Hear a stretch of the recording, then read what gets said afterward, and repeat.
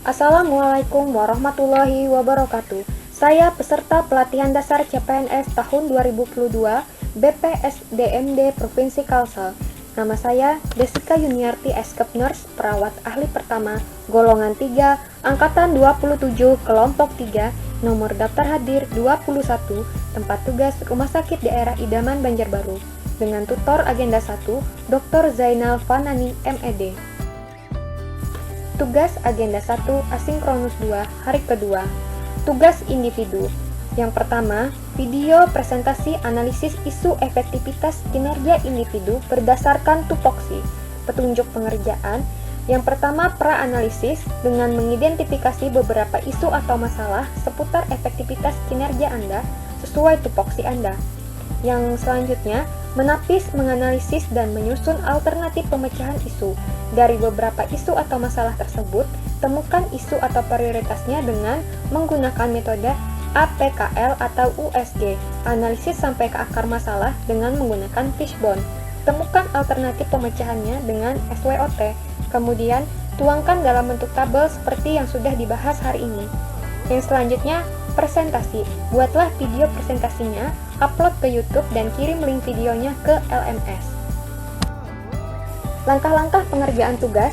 Yang pertama, mulai dari pra-analisis masalah yang ditemukan, menganalisis dengan metode APKL dan USG, kemudian dianalisis dengan fishbone. Yang selanjutnya, pemecahan isu alternatif menggunakan metode SWOT. Pra-analisis masalah di ruang bayi sesuai dengan topoksi saya. Yang pertama, bayi merasa tidak nyaman selama perawatan. Yang kedua, kurang pengetahuan orang tua bayi tentang cara pemberian minum bayi. Yang ketiga, kurang pengetahuan orang tua bayi saat akan melakukan KMC atau Kanggoro Mother Care pada bayi BBLR atau berat badan lahir rendah. Yang keempat, kurang pengetahuan orang tua bayi dalam pengurusan administrasi. Yang kelima, kurang pengetahuan orang tua bayi ketika menjaga kebersihan sebelum bersentuhan dengan bayi. Analisis masalah dengan metode APKL. Metode APKL itu terdiri dari A, P, K, dan L. Untuk A sendiri itu adalah aktual. Aktual di sini maksudnya isu tersebut benar-benar terjadi dan sedang hangat dibicarakan dalam masyarakat. P untuk problematik, yaitu isu tersebut memiliki dimensi masalah yang kompleks sehingga perlu dicarikan segera solusinya secara komprehensif. Yang K, kehalayakan, yaitu isu tersebut menyangkut hajat hidup orang banyak. Yang L itu layak atau kelayakan, isu tersebut masuk akal, realistis, relevan, dan dapat dimunculkan inisiatif pemecahan masalahnya. Kemudian, dari kelima masalah yang dipaparkan sebelumnya, yang pertama, bayi merasa tidak nyaman selama perawatan. Kemudian diberikan skor 5 yang artinya sangat kuat pengaruhnya.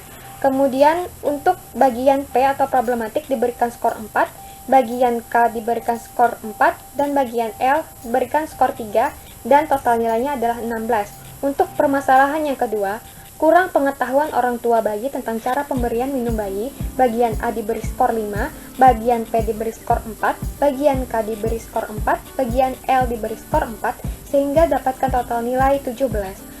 Untuk masalah yang ketiga, kurang pengetahuan orang tua bayi saat akan melakukan KMC atau Kanggoro Mother Care pada bayi PBLR berat badan lahir rendah, yaitu untuk A 4, untuk P diberi skor 3, untuk K diberi skor 3, untuk L diberi skor 2, sehingga total nilai adalah 12.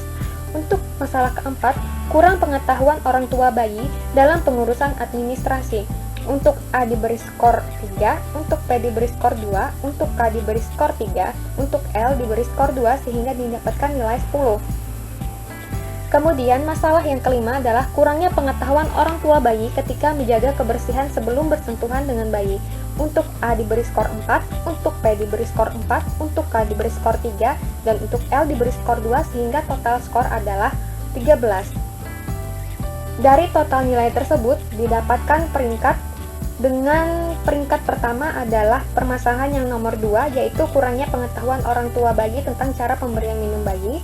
Permasalahan di peringkat kedua adalah bayi merasa tidak nyaman selama perawatan. Dan permasalahan di peringkat ketiga adalah kurang pengetahuan orang tua bayi ketika menjaga kebersihan sebelum bersentuhan dengan bayi. Adapun keterangan dari skor itu adalah 5 sangat kuat pengaruhnya, 4 kuat pengaruhnya, 3 sedang pengaruhnya, 2 kurang pengaruhnya, 1 sangat kurang berpengaruh. Dari analisis tersebut didapatkan daftar 3 masalah teratas yang perlu dianalisis. Selanjutnya, untuk mengerucutkan masalah yang dianalisis, dilakukan lagi analisis masalah dengan metode USG. USG sendiri itu terdiri dari U sebagai urgensi, S sebagai seriousness, dan G sebagai growth.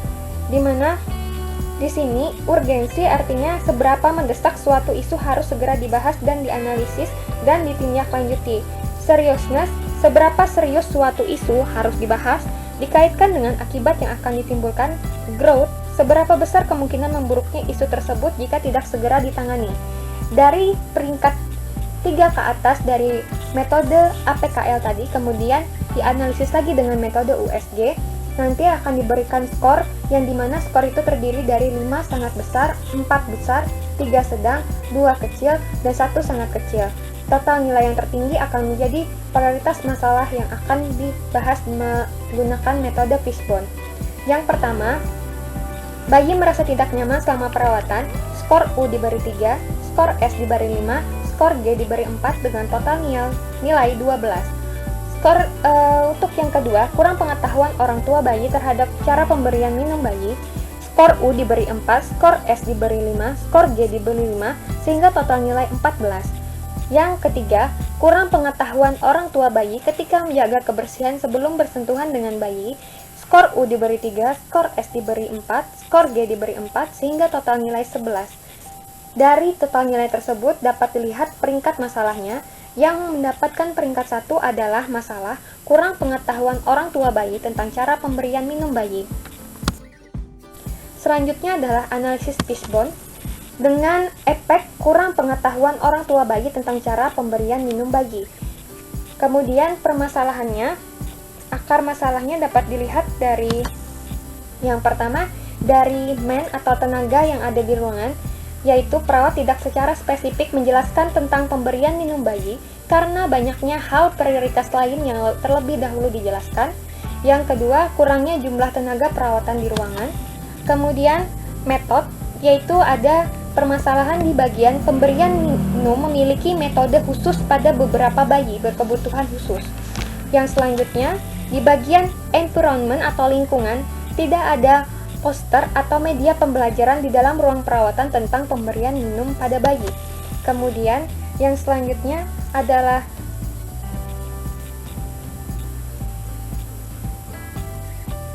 tidak menyampaikan SOP pemberian minum bayi kepada orang tua. Alternatif pemecahan isu dengan metode SWOT. Yang pertama, menganalisis kekuatan terlebih dahulu atau strength. Yang pertama, ruangan memiliki tenaga yang berkompeten sesuai dengan keilmuan. Yang kedua, memiliki peralatan yang canggih dibanding rumah sakit lain. Kemudian, weakness atau kelemahan, kurangnya tenaga keperawatan. Yang kedua, belum ada media secara spesifik yang menjelaskan cara pemberian minum bayi. Yang ketiga, opportunities, yaitu atau kesempatan, rumah sakit bekerja sama dengan institusi pendidikan yang memungkinkan upgrade ilmu secara terus-menerus tentang pelayanan keperawatan terkini. Yang kedua, rumah sakit memfasilitasi jika perawat ingin melakukan pelatihan. Yang bagian T atau threat atau ancaman, yang pertama, banyak rumah sakit lain yang juga memberikan pelayanan kepada bayi. Yang kedua, mahalnya biaya perawatan. Kemudian, melakukan analisis menggunakan EFAS atau External Factor Analysis Summary. Metode EFAS di sini kita akan membuat matriks yang nanti akan menentukan bagaimana isu tersebut dipecahkan masalahnya. Nah, kemudian caranya dengan memberikan bobot dan rating. Bobot itu sendiri disusun dalam sebuah daftar yang dimana terdiri dari EFAS. EFAS sendiri adalah external factor. External factor itu terdiri dari opportunities atau kesempatan dan threat atau ancaman. Dua hal tersebut termasuk dalam faktor eksternal, yang kemudian jumlah bobot semuanya adalah 1 dibagi dengan beberapa adanya ancaman dan juga peluang yang sudah dipaparkan pada slide sebelumnya. Kemudian diberi rating yang diberikan skalanya mulai dari 4 sampai dengan 1, yang dimana 4 sangat tinggi, 1 itu adalah sangat rendah. Kemudian, bobot itu diberikan berdasarkan persentase tingkat kepentingan faktor tersebut terhadap faktor-faktor yang lain. Di sini, yang pertama dari opportunities, itu rumah sakit bekerja sama dengan institusi pendidikan yang memungkinkan upgrade ilmu secara terus-menerus tentang pelayanan keperawatan terkini, diberi bobot 0,2 dengan rating 3 sehingga didapatkan skor 0,6. Kemudian rumah sakit memfasilitasi jika perawat ingin melakukan pelatihan, bobotnya 0,3 dengan rating 4 didapatkan skor 1,2. Dengan kata lain, mengalihkan bagian bobot dan rating kemudian didapatkanlah hasil skor. Kemudian skor dari dua hal tersebut tadi dijumlahkan mendapatkan hasil 1,8, jumlah bobot 0,5. Kemudian di bagian treat atau ancaman, banyak rumah sakit lain yang juga memberikan pelayanan kepada bayi, yaitu diberikan bobot 0,3 dengan rating 3, setelah dikalikan dapat hasilnya 0,9. Kemudian mahalnya biaya perawatan itu diberikan bobot 0,2 dengan rating 2 dan didapatkan hasil 0,4 sehingga jumlahnya adalah 1,3. Dari hasil subtotal opportunities dan treat ditambahkan sehingga mendapatkan hasil 3,1 pada bagian total dan hasil bobot semuanya adalah 1. Sehingga disimpulkan bahwa skor EFAS adalah 3,1. Selanjutnya, Internal Factor Analysis Summary. IFAS itu terdiri dari strength atau kekuatan dan weakness atau kelemahan yang artinya terdapat dari dalam atau internal. Sama seperti EFAS, diberikan bobot dan rating. Kemudian caranya untuk yang pertama dari strength, ruangan memiliki tenaga yang berkompeten sesuai dengan keilmuan, diberi bobot 0,4, ratingnya 3, kemudian dikalikan mendapatkan hasil 1,2. Memiliki peralatan yang canggih dibanding RS lain, diberikan bobot 0,1 dengan rating 3, didapatkan skor 0,3, sehingga total skor untuk strength adalah 1,5 dengan bobot 0,5. Dan selanjutnya adalah weakness atau kelemahan. Yang pertama, kurangnya tenaga keperawatan, diberi bobot 0,3 dengan rating 4, didapatkan skor 1,2. Kemudian belum adanya media secara spesifik yang menjelaskan cara pemberian minum bayi, diberikan bobot 0,2 dengan rating 3, sehingga didapatkan skor 0,6. Kemudian subtotal dari treat adalah 1,8, sehingga jika dijumlahkan antara subtotal opportunities 1,5 dan subtotal treat 1,8 didapatkan hasil 3,3 yang kemudian menjadi nilai dari IFAS. Dari nilai IFAS dapat digambarkan matriks SWOT. Karena didapatkan nilai dari treat dan opportunity 3,1 dan nilainya tidak min, itu ditaruh di bagian atas atau tidak di bagian kuadran bawah karena nilainya plus. Kemudian bagian strength dan weakness untuk bagian IFAS didapatkan hasil yang juga positif yaitu 3,3 sehingga ditaruh di bagian sebelah kanan. Dari matriks SWOT kemudian ditemukan pemecahan masalah berdasarkan matriks SWOT.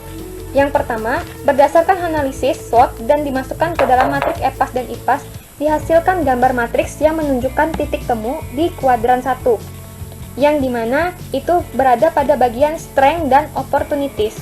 Kemudian, alternatif strategi ini berarti memanfaatkan peluang dengan mendayagunakan kekuatan atau kelebihan yang dimiliki. Dari hasil analisis tersebut, dapat ditarik kesimpulan yaitu kurang pengetahuan orang tua bayi tentang cara pemberian minum bayi dapat diselesaikan dengan meningkatkan kerjasama dengan institusi pendidikan dalam hal pemberian minum bayi sesuai dengan keilmuan saat ini, serta diberikan kesempatan pelatihan tentang pemenuhan nutrisi bayi kepada perawat agar tenaga perawat yang sudah kompeten dan alat canggih di ruangan dapat dimanfaatkan dan dipergunakan dengan baik saat menyampaikan pendidikan kesehatan cara memberi minum bayi kepada orang tua. Demikian penyampaian dari saya tentang analisis isu yang berada di ruangan atau sesuai dengan tupoksi saya menggunakan metode APKL, USG, analisis Fishbone, dan penyelesaian masalah dengan analisis SWOT. Semoga bermanfaat. Terima kasih. Wassalamualaikum warahmatullahi wabarakatuh.